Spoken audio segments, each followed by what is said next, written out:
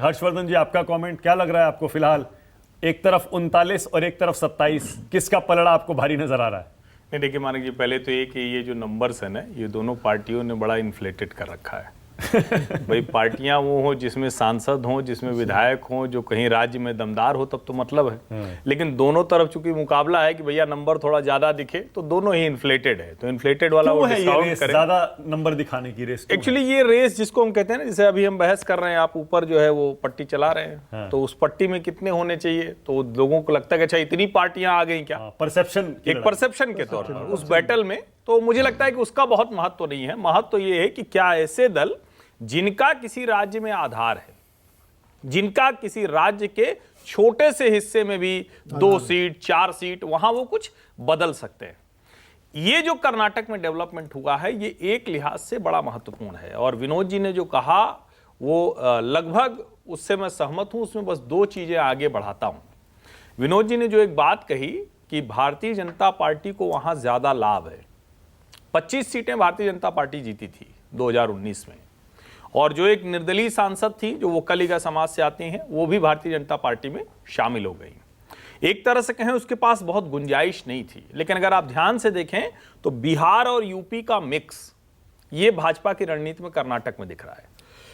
Bharatiya Janata party ने अपनी सीटों में से छोड़कर लोक जनशक्ति को सीटें दे दी थी, लेकिन उसका परिणाम क्या रहा? एनडीए 40-39 हो गया, यानी 39 आउट ऑफ 40। एक सीट छोड़कर सब भाजपा ने घसीट लिया अपने खाते में। आप उत्तर प्रदेश में देखिए, अपना दल को साथ लेकर, और अभी तो खैर बहुत पार्टियां जुड़ गई, लेकिन अपना दल को साथ लेकर अभी राजभर आ गए, तो वो उन पार्टियों को भी जो भारतीय जनता पार्टी से अलग होती हैं तो उनको बहुत लाभ नहीं मिलता है। उनको लाभ देने को तैयार है, अपना वाला हिसाब दुरुस्त रहे। तो जो जेडीएस के साथ भारतीय जनता पार्टी का गठजोड़ है, वो एक मामले में और महत्वपूर्ण हो जाता है।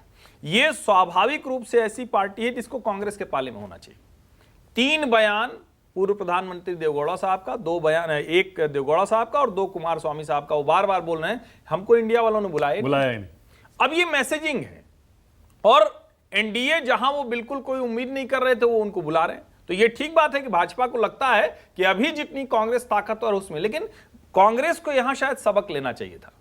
भारतीय जनता पार्टी उत्तर प्रदेश में ताकतवर है, इतनी शानदार प्रचंड बहुमत की सरकार बनाती है, लेकिन फिर भी उसको लगता है कोई छूटे नहीं, लेकिन पूरा हिस्सा कांग्रेस पार्टी क्यों बुलाएगी बताइए जेडीएस? नहीं, मैं बता रहा हूं, मैं वही बता रहा हूं। देखिए, कर्नाटक में कांग्रेस पार्टी अभी विधानसभा चुनाव बड़े अंतर से जीत के आई है। दूसरा, उसको पता है कि अगर लोकसभा की कांग्रेस को अपनी टैली बढ़ानी है तो उसको ज्यादा से ज्यादा सीटें कर्नाटक से जीतनी पड़ेगी। 2019 के प्रयोग भी कांग्रेस देख चुकी है ना। जेडीएस और कांग्रेस मिलकर लड़े थे, और नतीजा ये हुआ कि कांग्रेस सारी सीटें हार गई जो जीती थी। तो कांग्रेस जेडीएस को कर्नाटक में अपने हिस्से की सीटें देकर अपना ही नुकसान करेगी। नहीं, लेकिन यहां आप समझिए, कांग्रेस पार्टी लोकसभा में कितनी सीटों पर खड़ी है? 1 सीट जीतना, 2 सीट जीतना, और जिसको कहते हैं ना कि 10 सीट तक पहुंच जाना, उसमें जेडीएस उसके लिए लाभकारी हो सकती थी।